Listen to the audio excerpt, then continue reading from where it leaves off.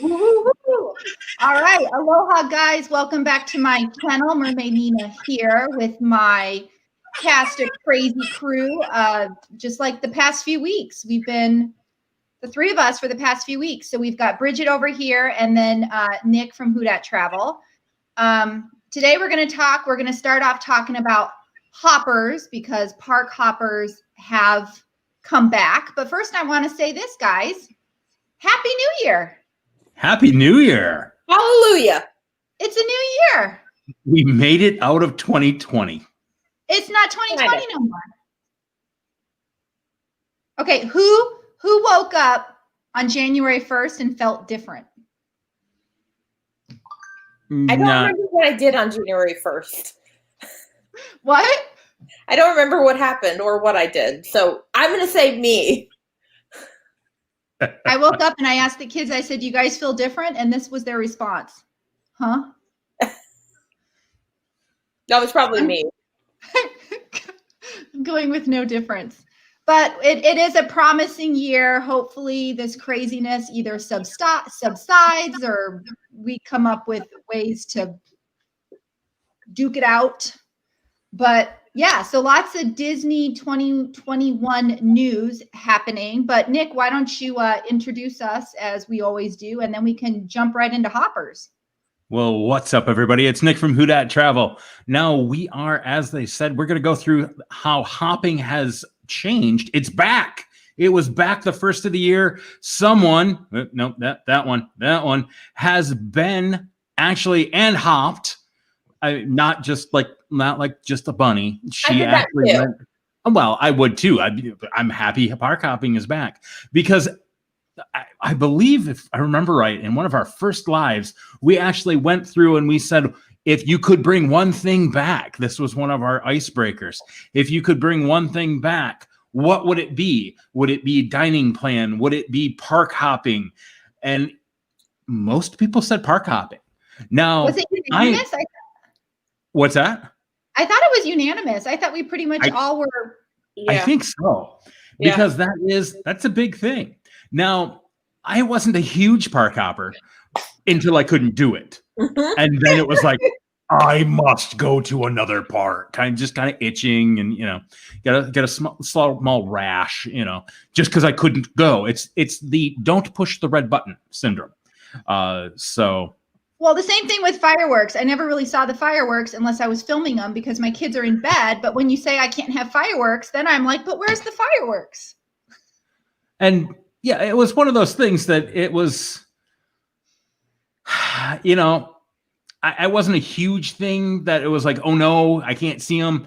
But now little man is of the age that it's one of those things that all of a sudden he's like, oh, when he sees him on TV. So I can't wait to actually see fireworks in person so he can really kind of experience that. So, but who knows? Maybe that's next. We're unfortunately not in the Disney board's meetings deciding these things. Wait. You're not CEO of Disney? No, unfortunately not. But you put that on your application when I interviewed you. I didn't think you'd actually read that. Yeah, no, I read it and highlighted it and starred it. I feel really misled right now, Nick. I don't know what to say. All right, I'm out. Awkward.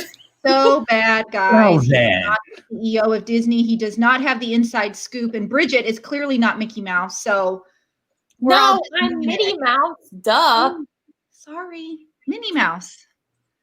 But yes, we don't know any of these things, but we do know about hoppers because they are back. It is official. Disney did announce it. And Bridget actually did it. Yesterday. Yes. So recent. So do you want to tell us what you did, or do you want us to ask you our dirty questions regarding park hopping? Now let's go through some of the requirements first. Yeah, I think that's a great thing. Because those requirements are pretty important. Yes, now, first of all, you have to have a ticket with park hopping. Yes. So that means you can either have a ticket and add the park hopping option, or you can be like the three of us and be an annual pass holder. That counts too. So that's number one. Number one.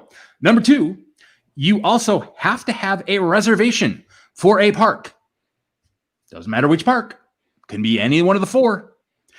Next, you have to go to that park. Yeah. You actually have to step foot into that park, hit your band, your card, whatever it is. You have to actually be into that park. All right. Number four, it has to be 2:00. Yes, 2 p.m. They did it on purpose. We'll tell you why in a minute. And then you can go to a different park, any other park. What? And then, yes, you can park hop. And then you can continue hopping to other parks. If you're crazy. Go ahead, Bridget. Or there are some exclusions. Well, Possible exclusions. Well, let's go through some of those, Bridget. Sure. Which one do you want to start with? Because there's a few. Well, Let's start with the first one. First basic exclusion. If you don't go to your first park that you have a reservation at, you cannot park hop. Well, You think it's common sense. Well, you can't really hop anywhere if you hadn't been somewhere to start. yeah, that's a... So you have to start somewhere, and that somewhere requires a park pass reservation. Yep. But then when you choose to be like a bunny and hop, you currently do not need a park pass reservation for the hopping park. Yes. For now. What I've been told, I talked to a couple people as I was leaving my first park of the day and said, hey, what's the lowdown?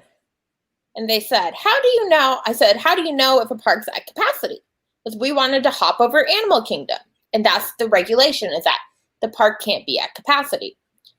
They said right around 1:30 to 2:00, they would push a notification if any park was not available for hopping to your My Disney Experience app.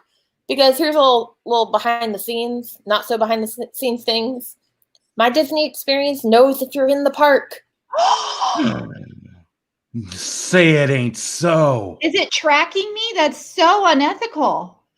You mean the GPS that shows me where I am on the map tells them if I'm in the park? No. I'm calling my congressman. Hello, Hey, Jack. Welcome.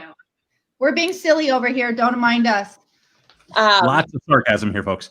Another way to know if a park is at capacity is at all of the parks, you will be able to take bus transportation to the other parks. If you go up to the bus stop and say, hey, are you guys at capacity? They'll tell you. Or there won't be buses there because they said that they are staging buses to the locations that have availability for park hopping. So if you walk up to an Epcot one and there's no buses there, pretty good chance that they don't have availability. Not guaranteed, pretty good chance. Second, third. A number. Whatever. Go to guest services and ask. They have a line. Up-to-date contact. Now, if there's lines, you could call. They actually didn't recommend me to call. They said they weren't sure how that number got out, but they don't actually recommend people calling.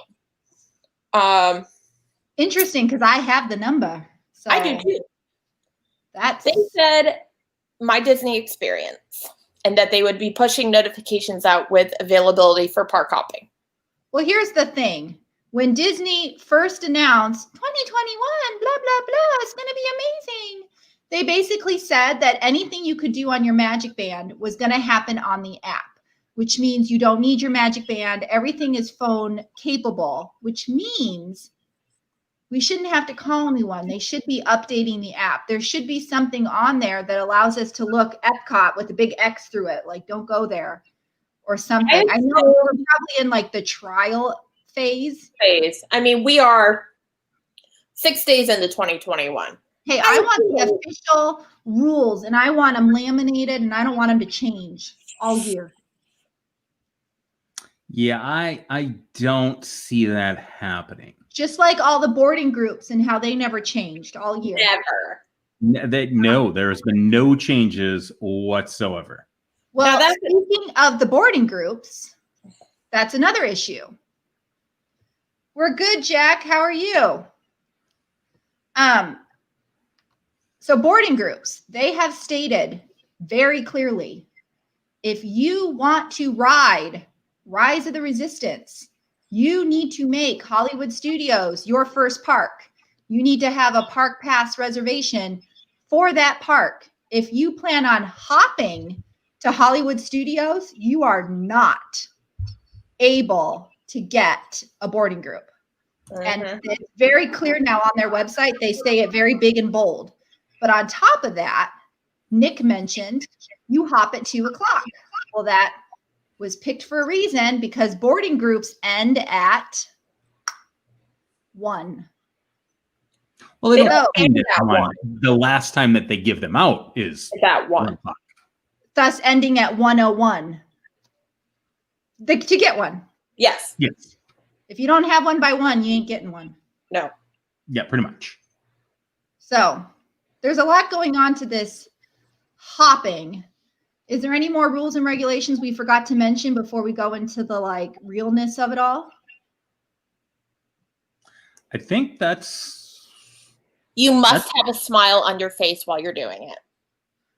Well, that is important. That may eliminate half of the people then? Well, you do know you are not fully dressed without a smile. Annie much? No one seen Annie? It's been a long time. Oh, guys. I used to watch it when I was a kid. Ugh. A younger kid. Yeah, okay. We watched it yesterday. We're into Broadway musicals at our house. Anyway, long story short, Bridget mentioned something to me that she has not yet to mention here. But Bridget, what happens if you're, say, not taking a bus or not taking a Skyliner? What if you're driving? Yeah. Who would ever do that? Nobody. Locals. Or people who unless you're going between Epcot and Hollywood. But, so when you're driving, you have to go through a toll plaza. As an annual pass holder, I don't have to pay due to the pass I have because I've already paid for it. Because we've already paid. Yes. Now, if you are parking to another hop. Wow. She has not been drinking as far as I know, folks. Just tea. If you're hopping to another park and you've already paid for parking at the first park, all you have to do is show your receipt and they will allow you to park for free at the second park because park hopping is included with payment of parking. Yes, but that's not what I was referring to. No, it was a side note I thought of. She digressed into parking.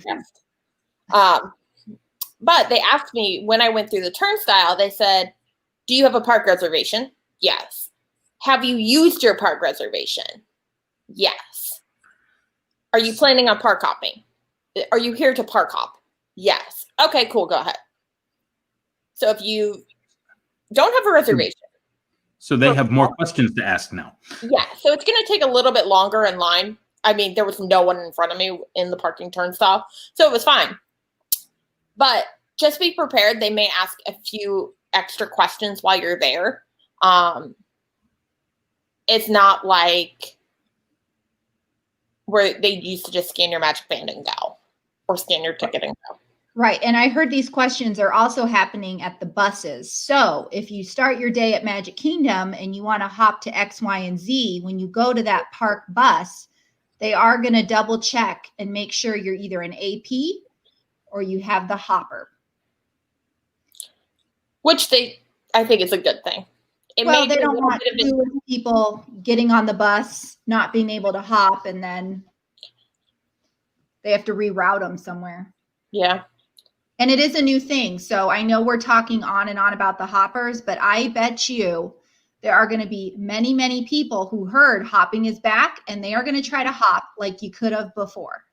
Now, something I asked about, because being a local, I don't normally get to the parks at rope drop. I get there throughout the day. So let's say I get to the park, my first park at 3:00, and I don't care about park hopping. Now I see that this park's hit capacity. Am I still guaranteed to get into the park? Yes. Because you have a reservation. I'm included in that number. So if you get there after 2 and you're worried, like, oh, I already, I'm here after the park hopping stopped, you have a reservation, you're good, you're included in that number. Good to know. I assume that because at the same respects, you can go to a park, morning or not, take a break and come back to the same park. Yeah. You're counted whether you show up at 8 a.m., 12, 2, 3, 9 p.m. You're counted. I assumed, I just wanted, like, especially before park hopping, it was fine because if you didn't have a reservation, you couldn't go. And once the reservations ran out, you were fine. Like, if you didn't have a reservation, you couldn't go. And once the reservations ran out, you couldn't get another reservation. But I didn't know with the park hopping aspect if you were guaranteed in, and you are. Right. For your first park, you're guaranteed. Yes. Now, something Disney did finally come out with, which we talked about on the last show because we were curious, having a dining reservation. You are not guaranteed capability to hop. So if you think you're going to eat dinner at X, Y, and Z restaurant, you better just make that your main park of the day, because they're not going to let you in just because you have a dining reservation if the park is at capacity. Now, have they said if there will be any, I don't want to say workarounds, but any, like, if you made a reservation for it and it wasn't your reservation park, if they would, like... It's in bold on the website now. So dining reservations, Droid Depot, Savvy's Workshop, any of those things that you need to make a reservation for, you are not guaranteed into that park if that's your hopping park. Gotcha. Only if it's your reservation park. Only if it's your reservation park. So you're saying that I can get in? Do you have a ticket? Do you have a park pass reservation? Do you have a... But I have a reservation. Please note all sarcasm involved in this conversation. Nick has lost it and apparently is not the CEO of Disney, despite my in-depth interview process. But I might be a part of the Rebel Alliance. Mm-hmm. Or so you say. Anyway, so I want to get to the nook and cranny of it all. So as Nick kind of mentioned at the beginning, my family hopped. We weren't hoppers. Like, I wouldn't say we have to hop to survive life. When we go to the park, if we don't have to hop, whatever. But as soon as they took away the hopping, we found ourselves desperate to hop. Like, we could not, like, it was itching at us. I really want to go to Epcot for a large pretzel. But that's my husband. Yeah, well, I don't blame him. And I'm the opposite. We were big park hoppers because being local, you might run to the park, do a couple rides there, go to another park, go grab lunch there. So a little bit different for me. Right. So now that it was here and I was like, oh, we hopped, whatever. But then when they took it away, I was so desperate for hopping. But now that it's back, what are the actualities of us now actually wanting to hop now that they have all these crazy kind of stipulations? And I'm just like kind of imagining peak season, right? So obviously if you go to the park right now, you probably can hop. But what about those people who go spring break or Christmas or during crazy times? I think that's going to get interesting, but I also think that by then, I'm guessing there's probably going to be increased capacity. I'm hoping. Or you do have the vaccine that's rolling out. You know, if you're thinking about getting it, great. If you're not thinking about it, great. That's your choice. By no means are we getting into that discussion, but you have no politics, like Disney. Yes. You have some hope that things are going to come back to more of a normalcy of pre-2020. So, They're bringing back hopping. I could even see them during those peak seasons making it where you have to have a reservation to where you want to hop to.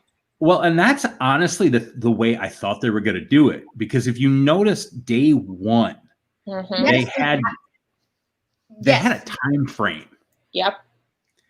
And I really thought, I'm like, all right, here comes park hopping, but you're going to have to say what time frame you're going. Which I would be okay with. Here we go. Yeah, I'm all right. I think that would get rid of your people doing all 4 parks in a day, unless it was really structured. Now I'm not that flexible on things or rigid on things. I'm much more flexible. Like, yeah, let's do this. So yeah. Okay, so Disney put it on their website, basically saying right now hopping hours start at 2. But guests are able to check the park hours calendar, and soon we'll be able to check the My Disney Experience app for the most up-to-date park hopper hours, as they could start earlier at a later date, depending on the day and park. I see that for Epcot. It also says, right. And then it also says at this time, a park reservation is not required after that first park. However, reservation requirements are subject to change, which means they kind of put themselves some wiggle room, because I think, like Bridget mentioned, spring break, Christmas, even if we're at 75% capacity or 50% capacity, this allows them to get the numbers without removing the hopper, because obviously they want the money for people paying for the hopper. And that way they know, okay, this family wants to hop to Epcot, and they add them to the list or whatever. I wonder if that would help fill their restaurants more also. Well, to fill the restaurants, they need to make more tables. Right. I just find that, like, at least in park, I haven't seen too many places where they don't have a ton of availability for dinner. Hotels, different story. Well, hotels always were a different ballgame. See, I found it very interesting because it always seemed like when we walked into our reservation, the tables were full. But by the time we were done eating and we would leave, there would be many empty tables. And we eat at like 5. So that means that 6:30 time slot, there's more availability. Exactly. So my thought is, if you're having to spend a whole day in the park, right? Because back when you were here, you couldn't park hop. By 5 o'clock, you're worn out if you spent the entire day there. Especially with children, yes. Especially with children. So you have dinner and you leave.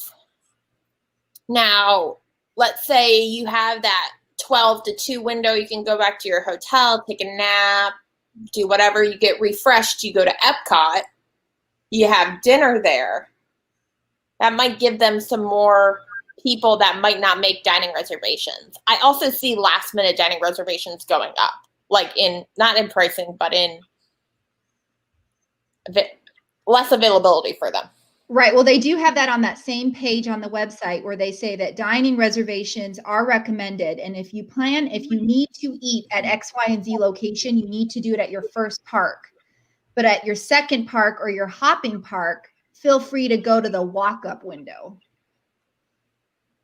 So can't you make a dining reservation on your phone for the same day?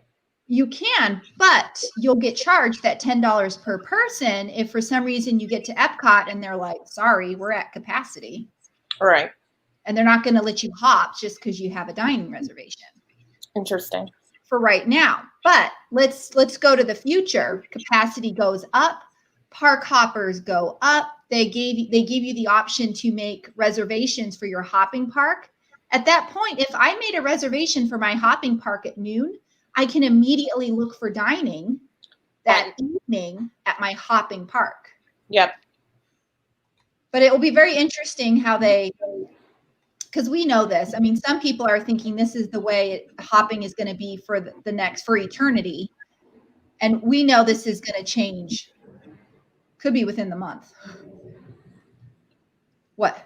Sorry, I live kind of near an airport, and there is a giant plane like landing And it just sounded like a heat, like it sounded like it was going to land on top of me. Is Santa back? It must be. Did he forget to give me something? I know, maybe he messed up. He needs to give you something else. Always. So hopping, I feel like is totally going to change, but for me anyway, I don't know if I'm necessarily going to plan my day to hop just in case, but like Nick said, there are times where we're done with the park, we go back to the hotel room, and like 6, 7 at night, the husband wants a pretzel from Germany. Being able to like hop over to Epcot to grab that is definitely something we do. Yeah. So go ahead. I was just gonna say, for us, it's really great because we don't spend a lot of time in any specific park. So yesterday we got to Magic Kingdom around 11, and we left at 1:30 to head over to Animal Kingdom. Right. So it's perfect for us. Well, that's the thing is, like being a travel agent, I have to consider my families who spend $4,000 to $6,000 for a vacation. How do I help them plan? Because I don't want them wasting time assuming they're going to hop and find out they can't, or to be stuck at a park all day wishing they could hop. So it's kind of it's a hard thing to plan. What do you think, Nick? I think that this is going, as we've said, I think this is their first attempt. Just like the boarding pass has had many iterations. I think 32 of them probably. We joke, but I think they purposely left this vague to be able to actually to change things. Because if they didn't leave it vague and they put it in, this is exactly how it will be, I think people would have lost their minds when they think, but you said this before. Well, that's what boarding groups were like. I was that person that had to get there at midnight to get a boarding group. And then I was the person that was there at 4 a.m. and then 6 a.m. And then all of a sudden it was on my phone. And then I had to be in the park to do it. And now I can be at my hotel to do it. I mean, it was just like. It's constantly changing. Oh, yeah. Well, and I see so many people that are like, well, don't use Wi-Fi because I'm like, you're at home. Who cares if you use Wi-Fi or not? It's just, I'm an IT guy though. So I disagreed with that whole thing because I know they've load tested their networks and their Wi-Fi worked way better than my cellular did.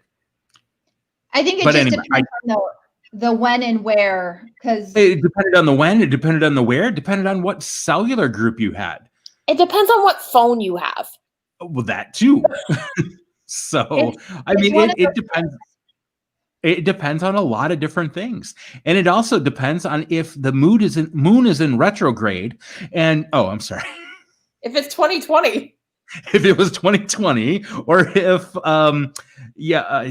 you've done your boarding group rain dance.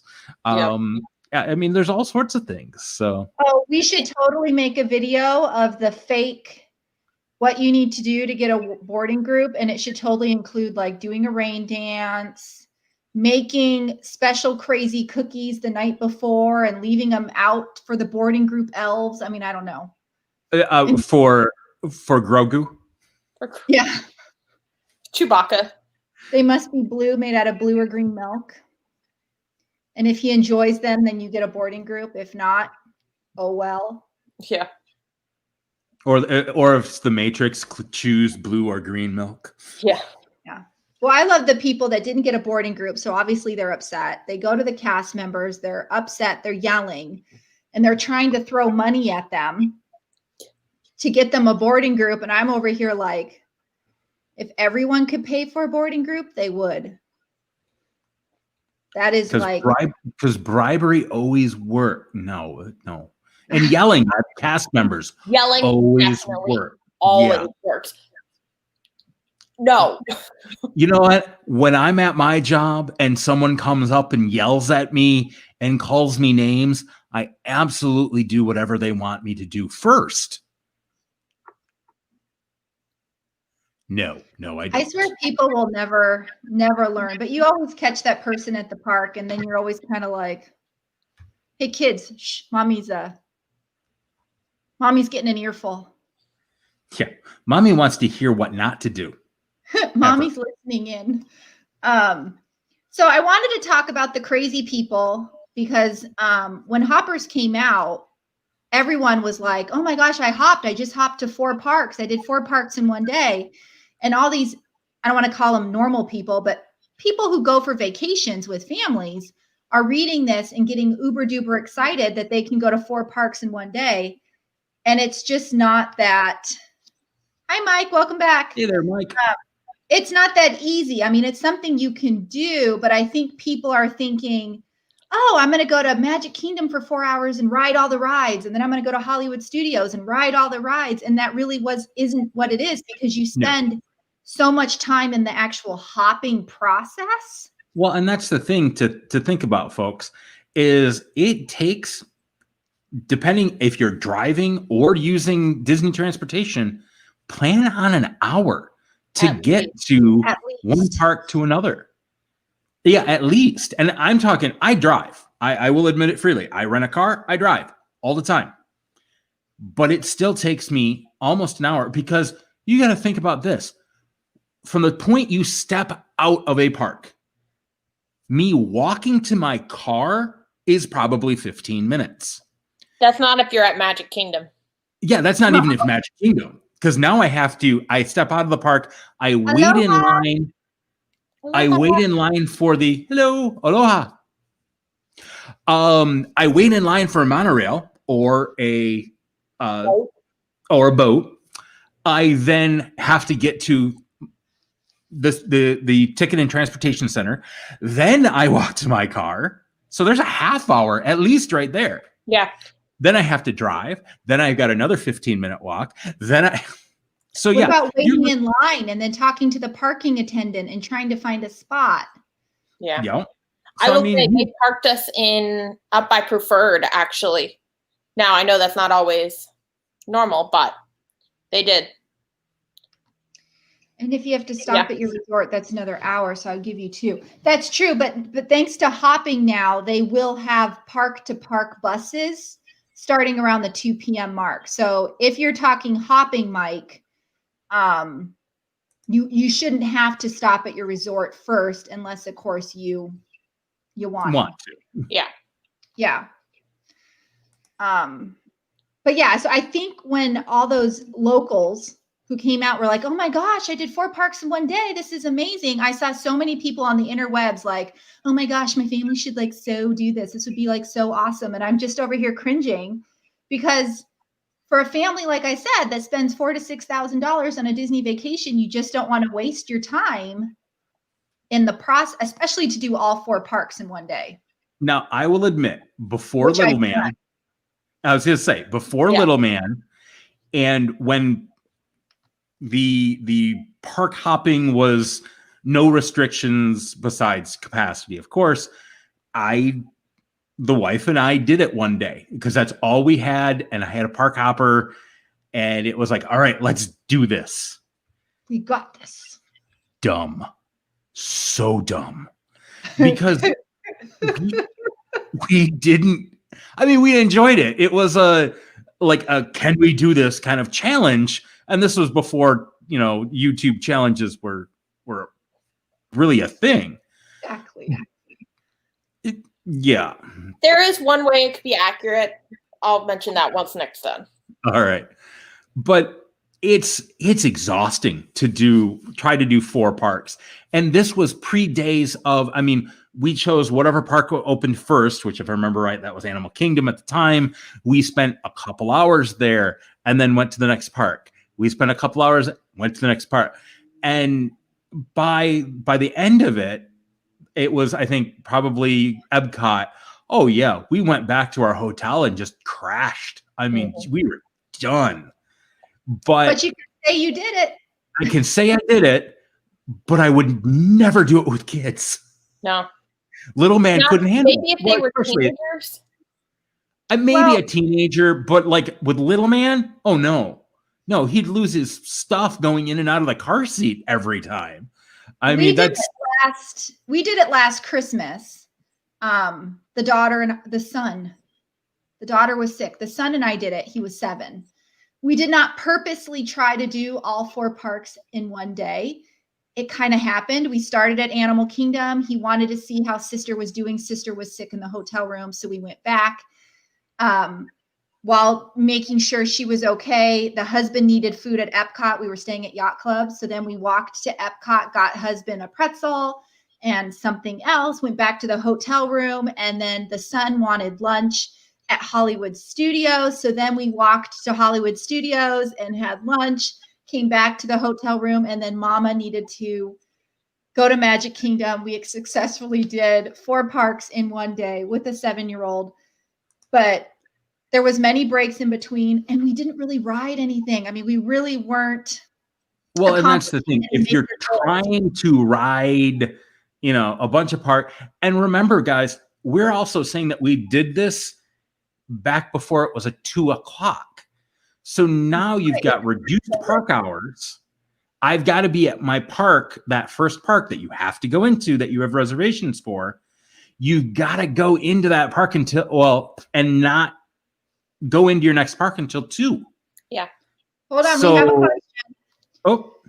I'm planning for 2021 Walt Disney World trip for 6. How many days should we spend per park?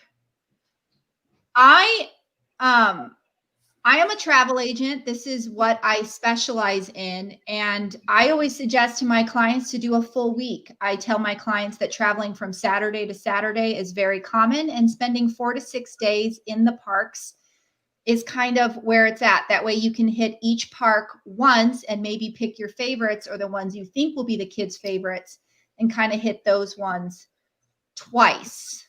I am not just a 4-day person where you hit each park once. I always feel like I'm kind of rushing and I feel like I missed out on something and I want to go back, but I can't, kind of thing. What do you guys think? She says it's her first trip. Now I am, all of us, and congratulations, that's going to be, awesome. That leads a whole new set of things. There's a lot of questions I have. That's an awesome amount of time. Now, are you Hawaiian Disney Mama? Are you planning on going to the parks every day, or are you planning on having some resort days in there? Well, so that is with 10 to 12 days, she could park for 6 to 8, take breaks midday, and have like 2 full pool days, and still have a fabulous trip. Oh, absolutely. And depending when you're going, Hawaiian Disney Mama, Blizzard Beach will be opening in March. So you may have a water park day in there as well. Right. Like both resorts. You can buy both resorts, as in Universal and Disney? No, she's saying she would like both the resorts and the parks, as in to like stay at both, have park days and resort days, I'm guessing. Oh, okay. Oh, pool days too. Gotcha. Yeah. So from Hawaii, so we need to make it count. I get that for sure. I would say 8 days. Yeah.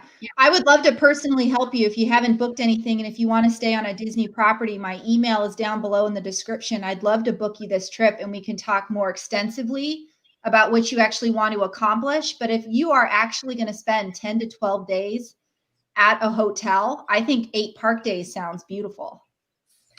I'll say if you do an 8 park days, that does allow 2. If you want to do each park twice, that would be a fantastic thing. I know when my family goes, and actually we'll be going here in 10 days, we go for generally a week. And honestly, every time we have to go to Magic Kingdom twice. That's kind of one of the wife's rules.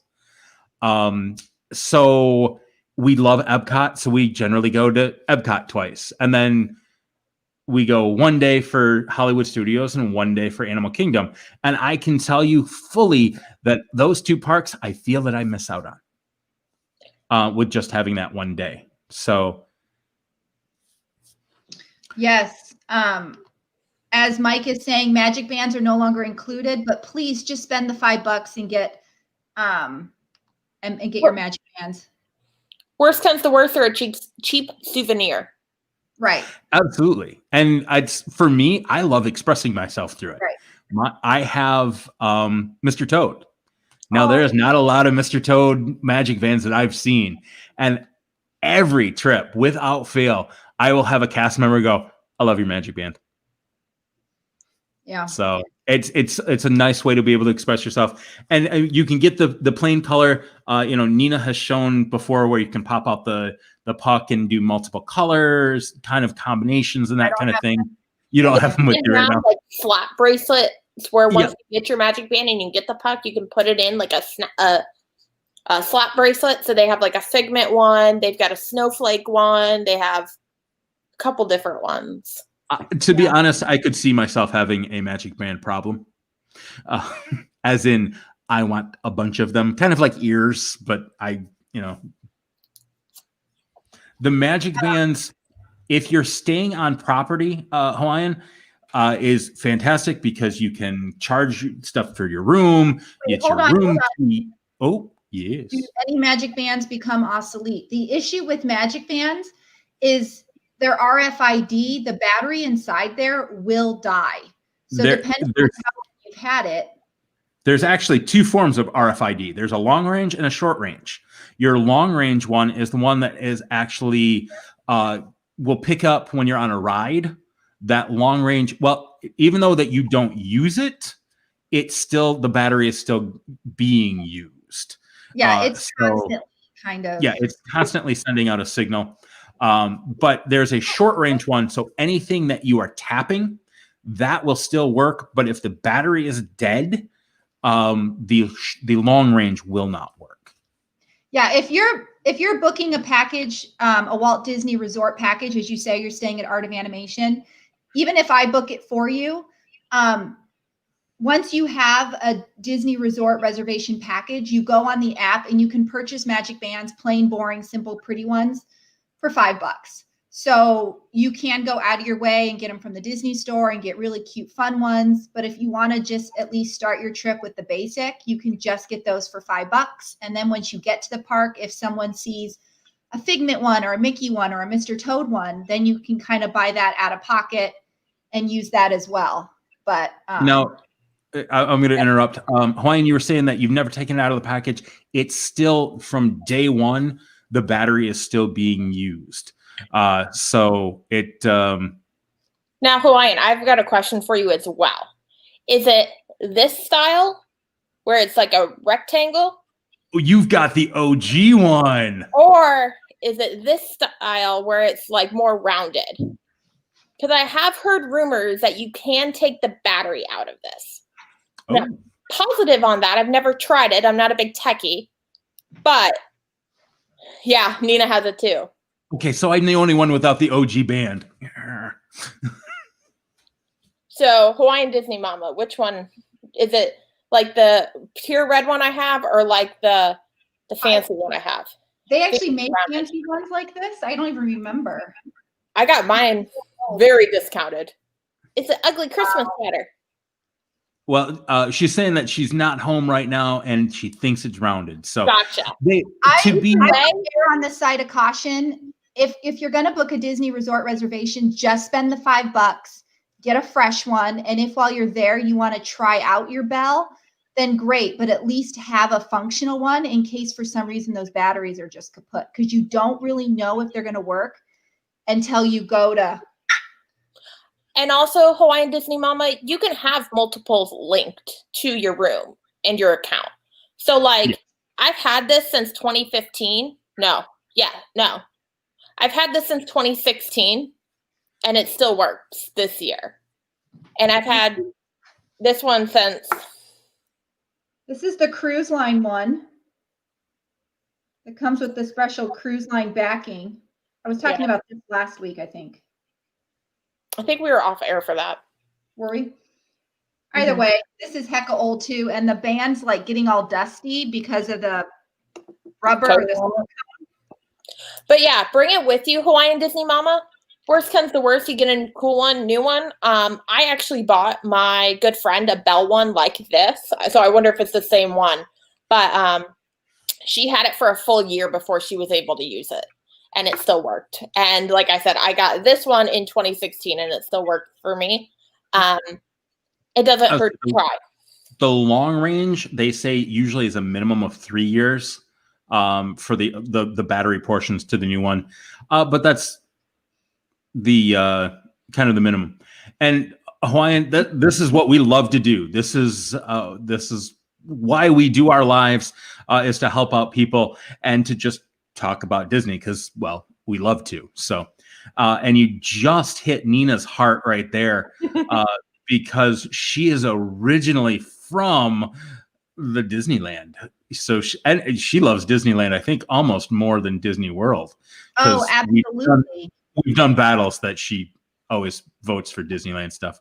So I was supposed to be there the first week of December. I was there 2 weeks before it shut down. Shut up. Crossing our fingers, Disneyland comes back. But yes, Hawaiian, this is actually my job. I am a full-time travel agent specializing in Disney vacations. Disneyland is my home park. It's what I love the most, but I'm most local to Disney World, so I do sell that the most. But I gave you my emails. All you have to do is email me your information and or just what you're thinking and your dates, and we can kind of go from there. And before you ask, as long as I book the trip, I am free. I am 100% free. Disney pays me, so my clients don't have to. So there really is no reason to not give me a shot. Bridget? Nina's a great travel agent. She booked me at the Contemporary, so even with some weird snafus.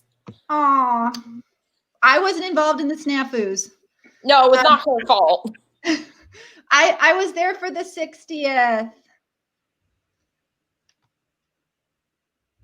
Oh, cute. Oh, that's her. Oh, cute. You're beautiful. Aw. And you live in Hawaii. I love that. I've been to Hawaii several times. My grandfather actually retired in Hilo before he passed. But I'm actually part Hawaiian. I don't know which part because I'm extremely pale, but apparently there's some Hawaiian or Samoan running through my veins. So but yeah, feel free to email me and we can, yes, mahalo.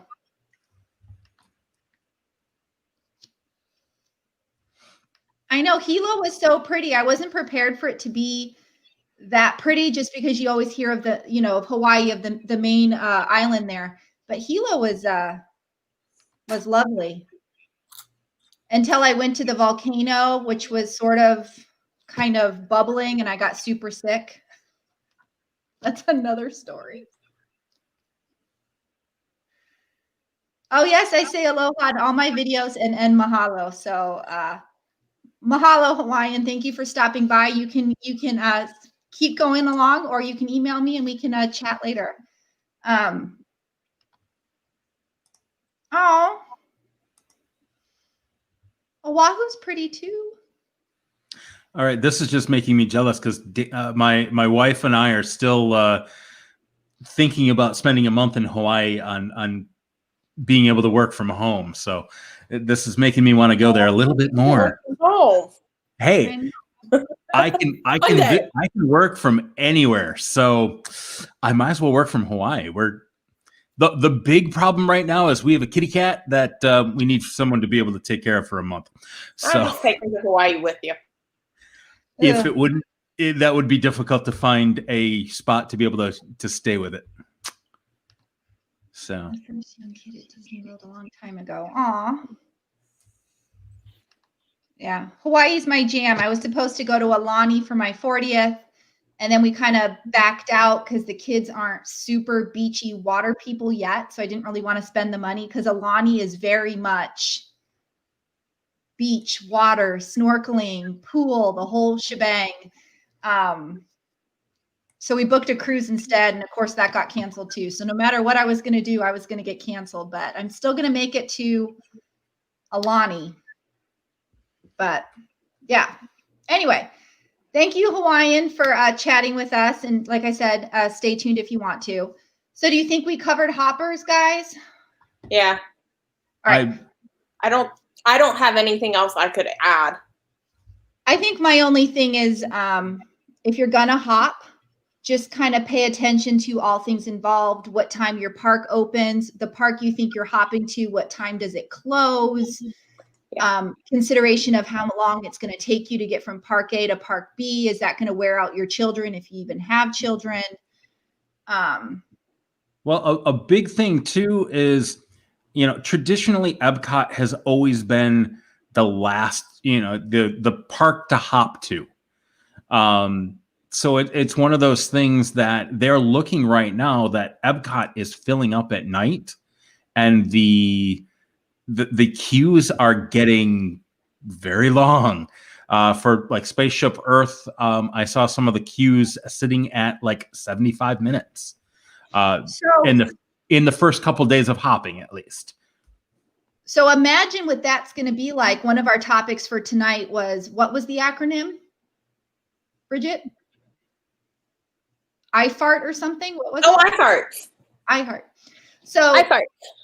International Festival of the Arts. Right. Once the festivals reopen, International Festival of the Arts, Food and Wine, whatever, Epcot's already kind of crazy during those festival times. Now, imagine it, because Epcot doesn't really open till 11 or 12. So most people are probably going to use it as their hopping park. Is capacity going to fill up pretty quick because of the festivals? I would say, and this is what I'm personally going to do. On Monday, when I am in the park, I'm going to Epcot.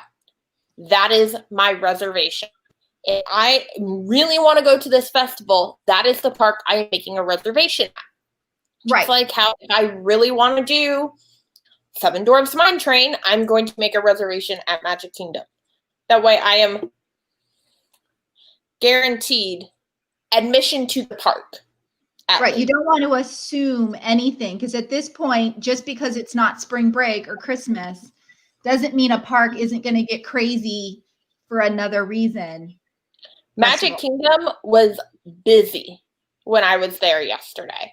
That's why we did one ride, we had lunch, and we left. And that one ride was Buzz Lightyear. And the queue went through Monsters, Inc. laugh floor. Oh, wow. It was listed as a 45-minute wait. It was like a 20-minute wait. The queue was still through Monsters, Inc. laugh floor. I wonder what, I'm going to ask that in a minute. Mike asked a question about the phone number. We actually went over this, Mike, earlier in the show. I have the phone number. Bridget was given the phone number, but then Bridget, what were you told about that phone number? Basically, they were saying they don't promote that phone number. They would much rather you trust either a cast member, the bus system, or my Disney experience. They said if a park is going to hit capacity or has hit capacity and they're not allowing park hopping to it, they're going to send a push notification between 1:30 and 2 o'clock, right around that time you would start trying to park hop. Make sure you have push notifications enabled on your phone for my Disney experience. That way it can send you the push notifications. If you don't get a push notification, you're pretty much set. Now, obviously, there's no guarantee, but you have more of a chance of park hopping to it. I asked a couple different cast members, like there was one, and I was like, "Oh, I'm looking to hop over to Animal Kingdom," and she's like, "What type of ticket do you have?" And I was like, "I'm an annual pass holder," and she's like, "Then go." And I was like, "Oh, okay, that's it." And she's like, "Yeah, you're fine. Go ahead." And again, Mike, we also said this earlier that we think the hopping thing is kind of like the boarding groups for Rise of the Resistance. This is like phase 1. I'm sure they're going to change it multiple times and perfect it and tweak it. Yeah, we're at phase 1.8. Phase 1.8. Amendment 1A, 1B, 1C, 1G. Jose, you brought up a question about hopping and whether or not it's worth it. We actually covered that earlier. It's a mixed bag, to be honest. I think it just depends on what you're trying to accomplish and how long you're going to be there, what kids you kind of have with you potentially. But we all like to hop, but it's not anything that we necessarily plan on doing. It's not a necessity for me. Yeah. I like the availability of doing it, And it's but flexible. It gives you have that to have flexibility. Right. Yeah.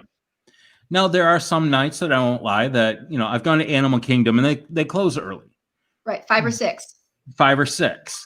And at that point, I'm not ready to go home. Well, home to my hotel. Oh, hey, let's go to Epcot. And yeah, we used to do that quite a bit. Even when little man was at 6 months old, we would, because he would just crash out in the stroller or my arms. Well, let's have some adult time and let's go have an adult beverage. And so we would do that kind of thing. But we've gone 3 times without the hopping availability. And there were times that it was like, oh, hey, let's go to Eb. No, never mind, I can't. But for the most part, we didn't miss it. So if it's something that's going to make or break your trip for the, what is it, $85, Nina? If for a X amount for like a. Right. It depends on when you go, but it's roughly $85 to $95 per person for your whole stay. So, I mean, if that is something that you think you're going to use, is it worth the $95? That's something that only I think you could answer. Yeah. Right. For us, I can take it or leave it. It wasn't one of my like, oh my God, I need to have this back. I don't know what I'm going to do because I can't hop to a different park. I was just happy to be able to go to the parks. That was kind of my, and in some respects, it was really nice not having it because it forced me to go back to my hotel and see the pool and do other things and go to Disney Springs or take a nap or go to bed early. So I mean, there's definitely pluses and minuses of both ways. Yeah. And for me, Jose, I'm a little bit different. I'm a local to the Orlando area. So for me, park hopping is a lot bigger. It's something I do more frequently than these two. It's opposite. Those two may. So, yeah. He and no. Opposite. Comedy time. I would also go ahead. Constantly. Yeah. I'd also say, Jose, that this is something I tell my clients often is certain resorts have better hopping capabilities than others. So if you're at a resort that is connected to the Skyliner, or you're at a resort that is within walking distance of a park or even 2 parks, then I always suggest people add the hoppers because you are so close and it's so easy to just like hop on the Skyliner or hop on the monorail or walk over.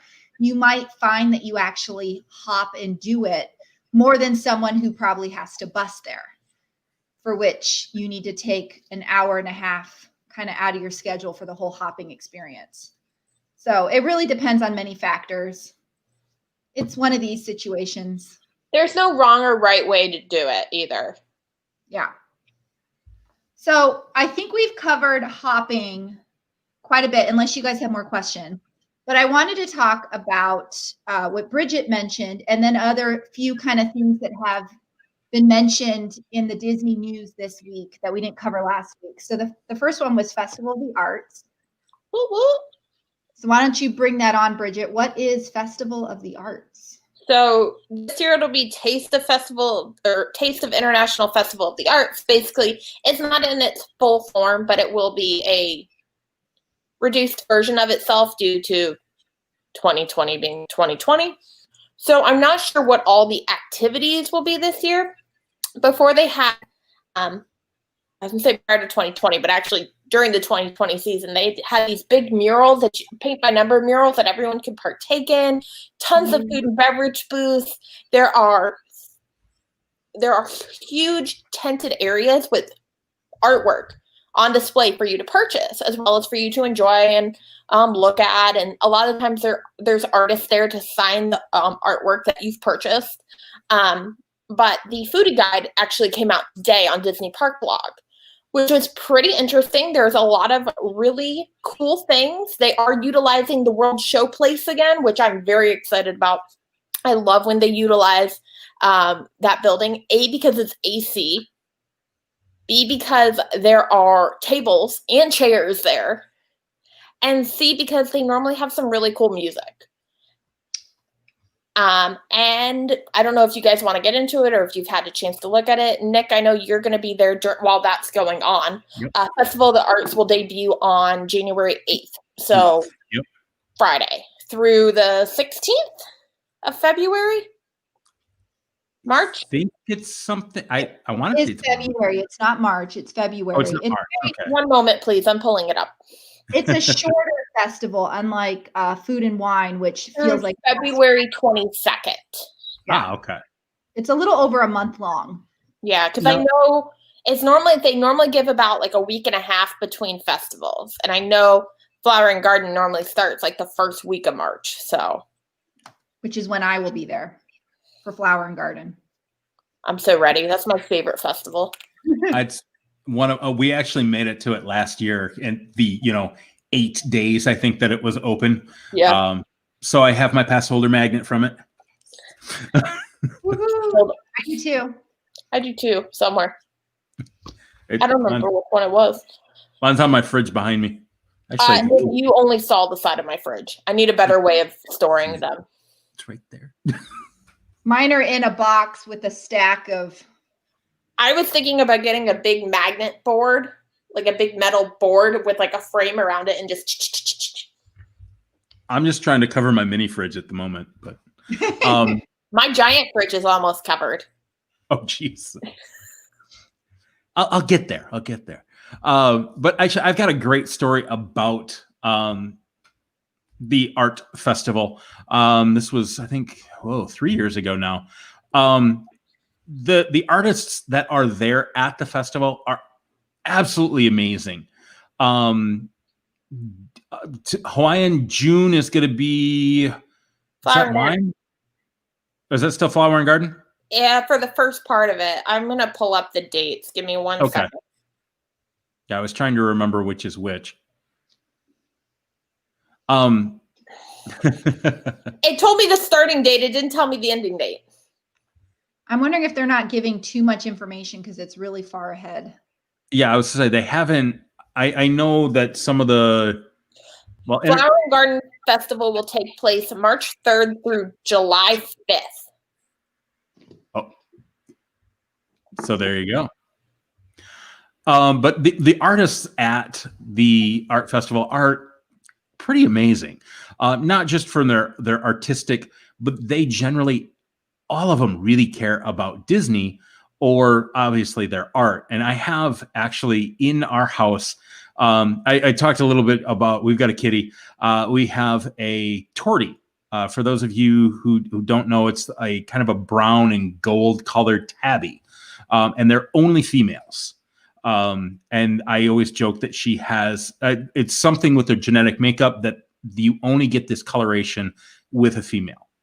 But they also have what I refer to as a smoker's cough meow, because when she tries to meow, she goes, ow. The me doesn't really come out. And most torties have this meow. Anyway, we're going around and there is this artist there that does cat paintings with wine. And she had one that, it's kind of funny that there's always a wine glass with the cat type thing. Oh, you don't mean that they were drinking wine and painting? They probably were, but hey, either way. But yeah, in the poker, cats can drink wine. Exactly. They actually do have cat wine too. It's basically beet juice with catnip in it. Anyway. But the artist, actually, we sat and we chatted with the artist that was there. And we said, we found a painting that looked similar. It was a tortie. And she's like, oh, well, do you have a picture of yours? And so we brought up a picture. She's like, well, if you want me to, it was a watercolor. She's like, I'll change it around so it looks much more like your cat. So she actually sat there, and we sat for probably 20 minutes, while she made the painting look more like our cat. Wow. So the people there really, really care about not only the Disney portion, but also about obviously their art. So to be able to sit there and talk to the artists is fantastic. And I hope this year is the same, with the social distancing and stuff. I hope that part doesn't get lost. But we've also, I've picked up different pictures from different artists that were there through their website, not necessarily there. And my downstairs is surrounded with propaganda film, propaganda type posters of Star Wars that like join the Alliance, the Rebel Alliance. It's a lot of fun to see these different artists. I think Nick makes a really good point about Festival of the Arts also. You hear Arts Festival at Disney, you're going to think it's only Disney art. It's not. It's all types of different art. Cats with wine. Cats with wine. Actually, I'll go get the picture. Just a moment, please. Do, do, do, do. Take a minute. Copyright. I will say that while Nick is getting the kitty cat drinking wine picture, as an artist, I am an artist. I have my bachelor's in fine arts and my master's in fine arts, and I have a master's in art education. So I got me some art skills. I absolutely love. Did you do the two ones behind you? I did. Those are mine. But I have paintings all over the place here. That's really cool. Let's see if I can do this. Oh. Ah. Hold on, I'm getting Trying to do it without, as I said, cat with wine glass. And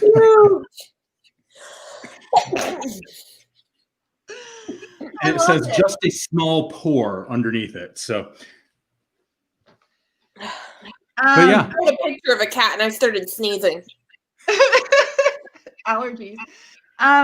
Mike, I don't know, but I'm going to go with most likely because they did the Olaf and they did the Olaf scavenger hunt over the holidays. So I don't see why they wouldn't do the Figment one. What do you guys think?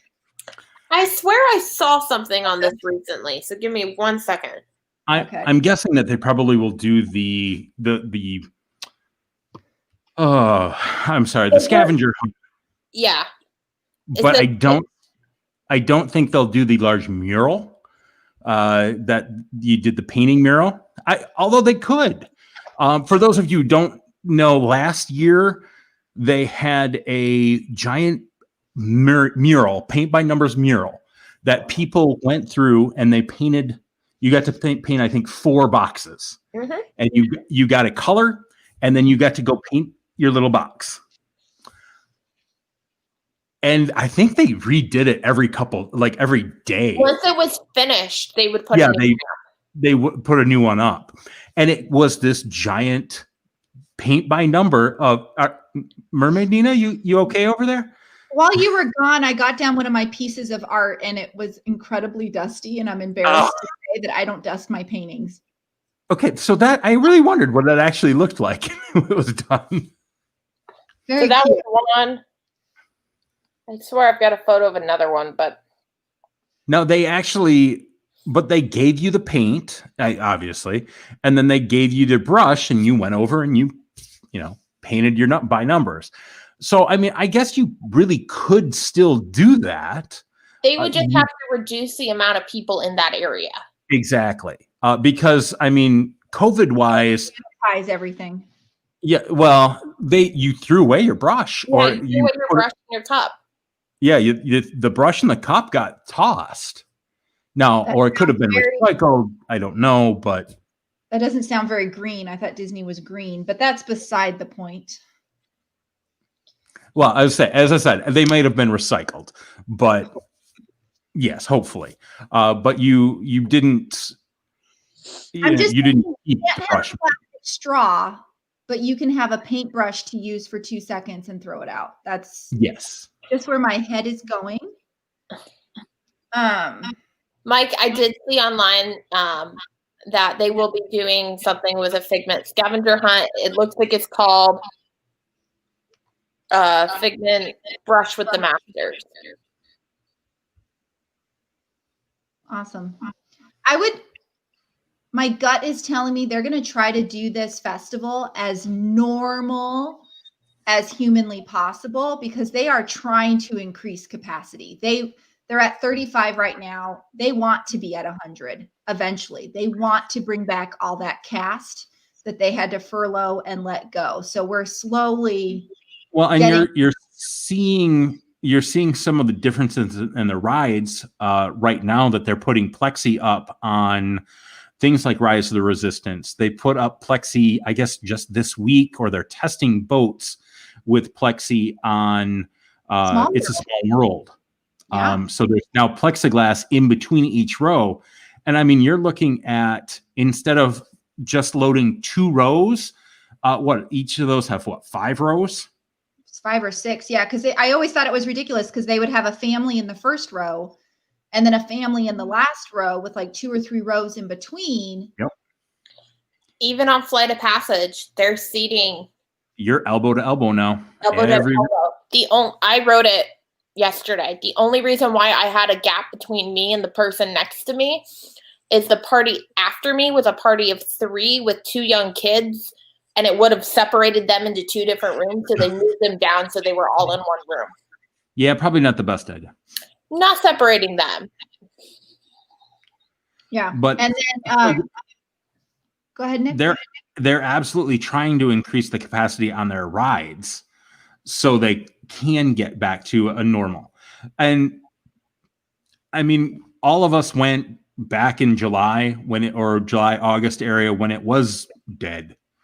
I don't think you'll probably ever see those lines again by any means. That was a one and done, hopefully. Yeah. Hello. So yeah, I don't think you'll ever see that again, but they are absolutely trying to increase throughput for the rides, which will make the wait times go down. Yeah. So the wait time, because there's a lot of people complaining about the wait times. And spoiler alert, I've got a video coming out on how accurate those actually are. And I'm not talking just, oh, hey, one and done. My wife is a geek. For those of you who don't know, she is an engineer and actually went through and did a scientific study of us going through timing and multiple times through to actually take averages and everything else. They're not real accurate on their times, but we'll watch my video. We'll go through that. But yeah, actually, it's all a factor of parties of 2 stand on the same line as a party of 4, as a party of 6. Yeah. And so that's hard. That's something I noticed that I think it was after our live stream, but if you go to the Disney app, it now shows for wait times. It says, subject to party size. Yeah. Yeah, because I've never even say that before.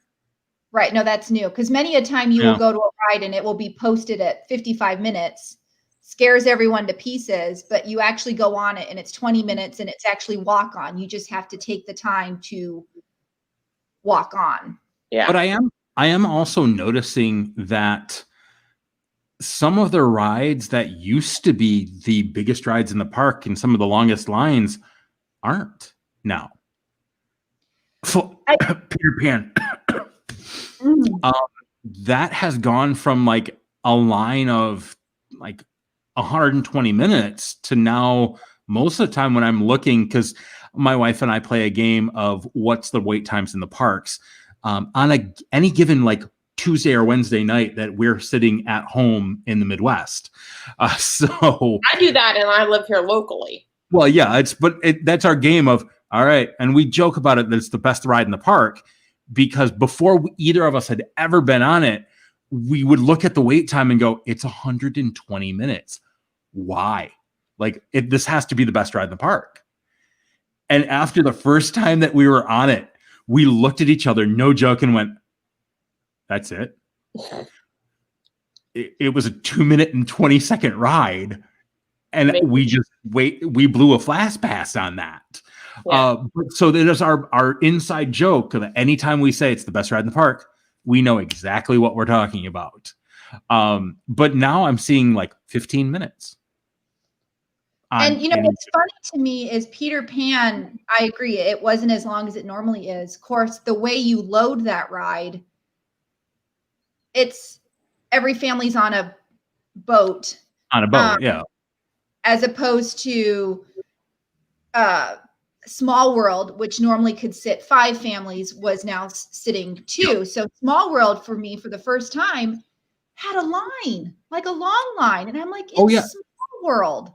On average, it's been like a half hour or 40 minutes.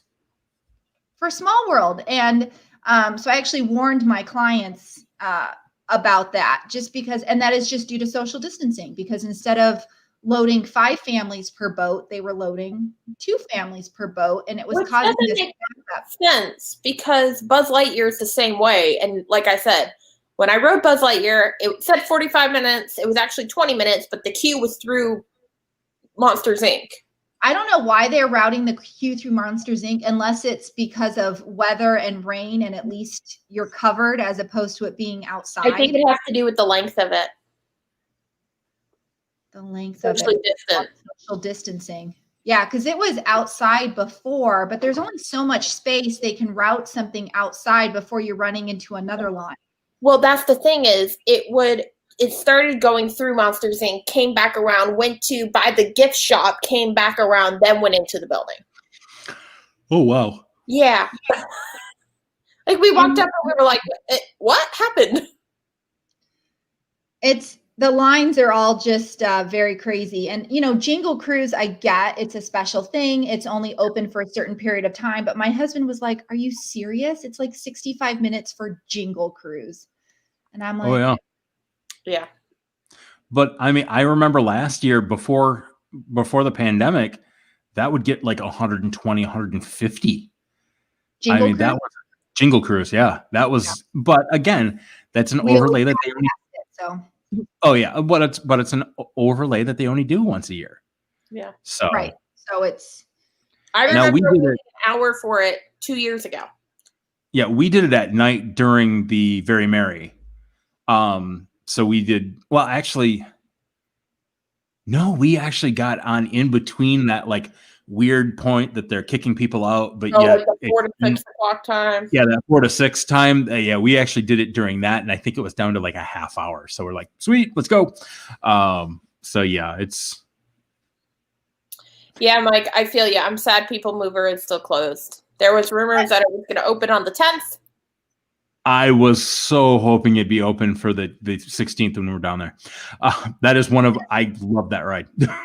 Does anyone think there's a correlation with Tron getting boarded up, and then all of a sudden the People Mover is getting this quick makeover, and then all of a sudden it's opening up soon? No. From what I've heard, this was the Tron thing is somewhat planned. Oh, the goodnight kiss. Yes. You want to take this, Nina? Or? I haven't seen it in forever, but the goodnight kiss is basically the castle does a little glowing, little light, twinkling kiss, so to speak, as the park closes, right? They haven't changed it. Actually, after the park closes. Yeah. It's like, so the park closes, let's just say at 9 o'clock. I'm just going to throw a time out there. So at like 9:30 or 9:45, as they're like pushing people out and exiting, all of a sudden the castle will just kind of start with a projection and have this like ethereal twinkle, and they will play I'm trying to remember what they usually play. It's been so long since I've seen it, I don't remember. I think it might be actually, but they basically have Mickey say goodnight to everybody again. So it's a special thing that not everybody knows that the Goodnight Kiss is there. And it's kind of a fun thing. Thanks for stopping by. Thanks, Jack. Yeah, see, I didn't know if they changed it or not, but apparently it's back. Right? Someone posted they're doing it again? No idea. I think there was another YouTuber that they started it when they were doing the projections for Christmas. No, I did not see it at Christmas because I waited. Oh, okay. I think it was Christmas because the Christmas projections are gone. Yep. And so there's nothing happening to the castle. So I thought someone said they brought back the Goodnight Kiss. Makes sense. Because it's quick. I mean, if you're not waiting for it, it's quicker than a cavalcade. It's quicker than a cavalcade. It's quicker than every 15 minutes changing the castle, too. Yeah, it's very pretty. It's very sweet. And after a long day of being in the park, especially if it's the day, like your last day and you're leaving the next day, to have that kind of magical moment with the castle to kind of say goodbye. I mean, I won't lie. I cry every single time. It is, but it's also kind of nothing. It's something that's very special, but it's also like it is a very cool thing to see. It is, but if you miss it, I wouldn't be like, my trip is ruined. Oh, no. By no means is it a trip ruining thing if you miss, but it is fun to see. Yeah. And it's quick. So it's one of those things like you either know about it and you kind of sit and stand and wait, or it kind of happens and as you walk out of the park and you didn't know what it was and you turn around and you're like, oh, what's that? And to be honest, it's kind of nice because if you're going to be waiting in line for a monorail or a boat, you can kind of sit around the hub and watch the Goodnight Kiss and then possibly not wait in such a long line at the monorail or boats. So that's what we do. Yeah, right. Exactly. As we look, we're like, okay, let's leave before the crazies come out and everyone hogs the wall. And that's the thing for me is little man kind of dictates when I leave now. So, depending on how he's doing, so. Yeah, but good question. The Goodnight Kiss is everyone knows about it. Yeah. It's a nice little something. Okay, so we talked about Art Festival. We talked about Tron. So Tron has been boarded up. A lot of people are saying they ran out of money. A lot of people were saying it was a construction company kind of thing. And that's actually what I had heard was it was the construction company, the contractors that were doing it, that they're basically going to be on hiatus until October. I just don't understand. Well, that's what I don't get either, because it's not, I mean, I don't want to say, well, it's so easy, just get a whole new construction company. But to board up a roller coaster you've been working on for years, to not be working on it again for 10 months seems a little fishy. Well, also, my other question would be, does anyone know if they were working on it during quarantine? They were not. They were unable to. Okay, because another theme park in the Orlando area went from when they closed having pilings down to when they reopened a giant roller coaster sitting there. With a dinosaur. With multiple dinosaurs. Multiple dinosaurs inside, and then they just released the ride vehicle photos with the background, and it looks amazeballs, by the way. If you don't know what you're talking about, I guess my question is, what? I don't understand how one park could do that and another park couldn't. I think Disney, their contracts, I know they were having issues with their contracts with certain unions. Like labor unions. Right, that they work with, and maybe Universal has a different union they work with or had a different situation. But I did find it very strange that I walked. Or SeaWorld or Legoland. Or SeaWorld or Legoland, or Busch Gardens. Busch Gardens has Iron Gwazi. SeaWorld has Icebreaker. Right. But if you can tell. But it was strange when I was at Universal in October. Velocicoaster was just announced. I walked past it and it's boarded up. I went on a ride where you could see into it and there's a full coaster. And then when I leave like a week later, borders are down and there's this huge coaster and it's like, and they're testing. And they're testing. And I'm kind of like, that just came out of nowhere. Meanwhile, what's up with the Jurassic Park ride, the boat ride? Do you know, Bridget? Because they had a boat ride. It was Jurassic Park. It finished with a splash. Yeah. And then they got rid of it because they were redoing it. You're mixing Hollywood and Universe and Orlando. Say that again? You're confusing Hollywood and Orlando.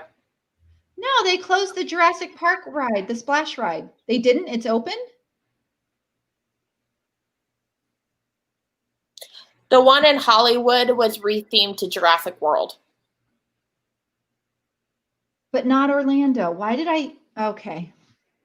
Nina's crazy. Either way. And very Hollywood, interesting that Universal can build a whole roller coaster and Disney's still sitting here like. We have to wait till October now. See, well, and especially because we know that Velocicoaster was the competition to Tron. Right. And that coaster is going to be insane on top of the fact that there's going to be raptors ready to bite your head off as you go down. So yeah, the whole thing is just very weird. And I think that People Mover had some correlation with Tron because it seems odd to me that they shut that down as Tron was getting rebuilt up and now Tron's blocked off and now all of a sudden People Mover's like, hey. Well, from what I've heard about People Mover was that they actually, they shut it down for the closure.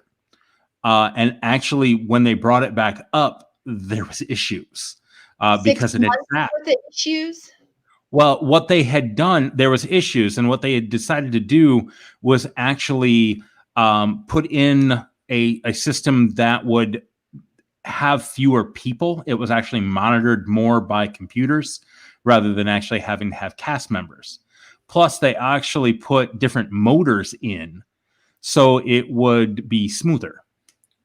None of this would surprise me because I don't know if you guys remember, right before the closure, early March, late February, 2 of the cars crashed into each other. Oh, and then there was that random smoke thing with the... I was just saying it caught on fire. Caught it on fire, which I actually heard was like a piece of trash got caught in it and in the motor and created all the smoke, but there wasn't fire, but it looked like there was a fire. So yes. This is coming back to me now. I think there was some weird correlation with Tron starting and now Tron is closed and then People Mover is opening and they are in vicinity. They are. One another. I think the thing that I'm most sad about with them boarding up Tron right now is that means we're going to be longer without the railroad. So that was my next thing. I was going to bring that up, yeah. They're working on the facade right now for Main Street USA. So when I was there, Main Street USA was open just like before, the front facade. The very next day, it had partial scrim.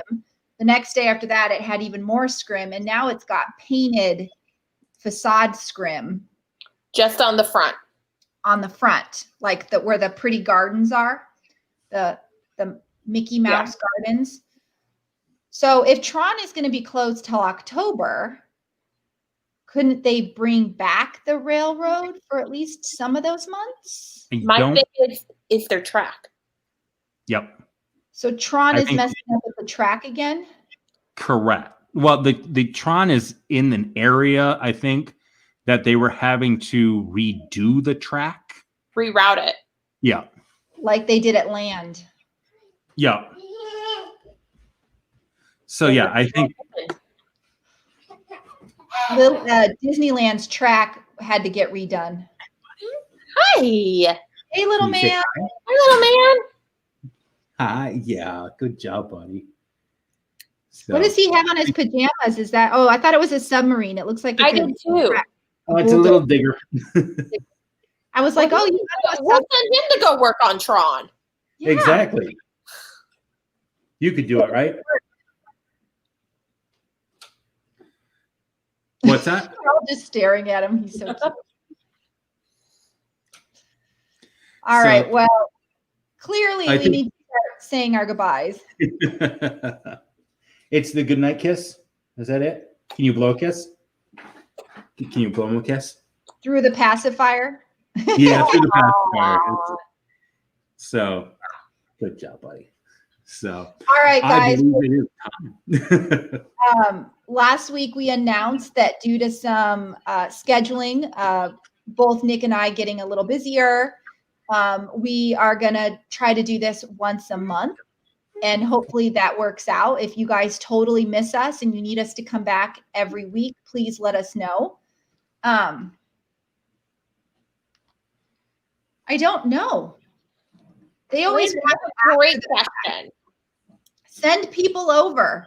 Tell all your friends. Yeah.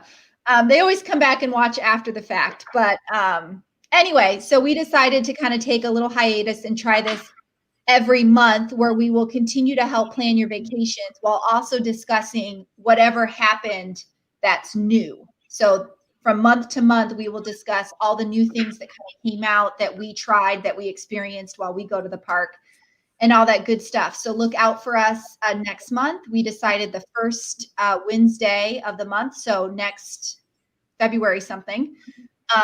I will post it on my page as usual. But yeah, let us know if you miss us so much you need us to come back. Otherwise, we will be here. February 3rd. February 3rd, yep. Okay, February 3rd. If you guys absolutely 100% need planning help, I am a travel agent. So if you haven't booked your trip yet, I can help you out from beginning to end and all the way through the middle. But yeah, little man is up and needs to go night-night. So we need to say our goodbyes. So Nick, what you got going on your channel? Well, as I said a little bit earlier, we are doing a how accurate are the times in Disney, a scientific look at it. And also we'll be doing, thank you so much. And then we're also going to be doing what rides are best for toddlers, completing the rest of the parks. I've got Magic Kingdom already, but we're going to be doing the rest of the parks and what rides are best for your 1 to 3 year olds. So that's coming up as well. So Bridget, how about you? So Monday, my video on park hopping will be live. I went to Animal Kingdom and Magic Kingdom. You can see how that went. Also on Monday, I will be at Epcot for Festival of the Arts, and I'm super excited about that. Super excited to try some of the new food options or offers. Easy for you to say. There's food. I'm happy. There is even, and we were going to talk about this, and I completely forgot, but I believe the first time ever, there is Ratatouille at Epcot. And I'm not talking about the mouse. I'm talking about the food. So they're actually doing true Ratatouille. Nice. They're doing true Ratatouille, which I'm super excited about. Which I'm allergic to. Why did you have to put red peppers in it? Blame the French. But yeah, I will be at the parks like I am. I'm there at least once a week. So if you guys are really missing your up-to-date Disney content, feel free to check out my channel. Oh, wow.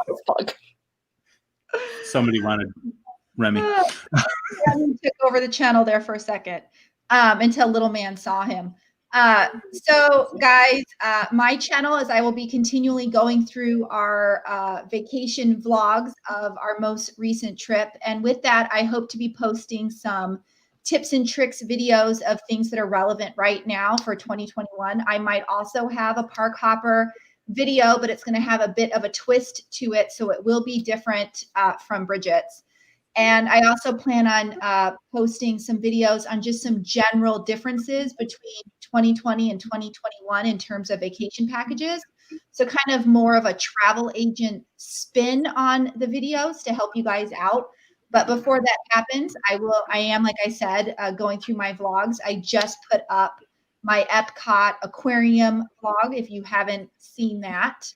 And then we've got the rest of Epcot coming, and then all the parks. So yeah, we're just kind of slowly making it through all the videos. So yeah, check that out. Be sure to like this video, guys. It really helps me out and I really appreciate it. Please comment. And if anything, please subscribe to all the channels. I've got Nick and Bridget's link down below. Just click them, hit the subscribe button. If it's red, just click it and turn it gray. And please come back for more. And thanks for stopping by. We'll see you next time. But thanks everyone for watching and tuning in. And yeah, anything else, Nick? Just our goodbyes. So thanks everybody. Hope you have a great day and we'll see you real soon. Bridget? Don't forget to hit that subscribe button. I'm echoing. Leave